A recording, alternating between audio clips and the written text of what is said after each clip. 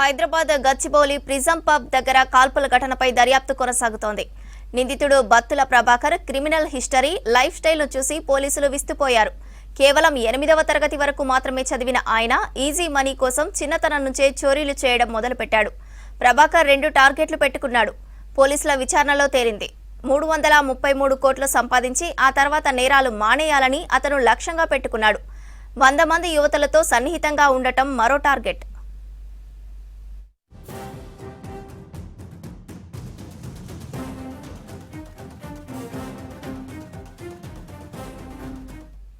Bit, Rahul Reddy, Sarveshwar Reddy, రాజు వంటి మారు పేర్లతో దొంగతనాలు చేస్తున్నాడు ప్రభాకర్.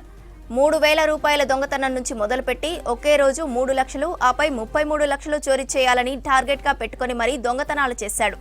తెలంగాణ, ఆంధ్రప్రదేశ్, కర్ణాటక, తమిళనాడు రాష్ట్రాల్లో ఆయనపై కేసులు నమోదయ్యాయి.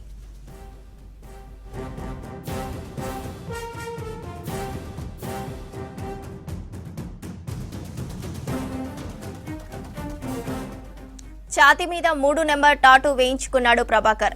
నార్సింగిలోని గేటెడ్ కమ్యూనిటీలో నివాసం ఉంటూ ఒడిశాకు చెందిన యువతితో సహజీవనం చేస్తున్నాడు. స్నేహితుల పేర్లతో సెకండ్ హ్యాండ్ లగ్జరీ కార్లు కొంటున్నాడు. నెలకో కారు మారుస్తూ ప్రభాకర్ జల్సాలు చేస్తున్నట్టు పోలీసుల విచారణలో తేలింది.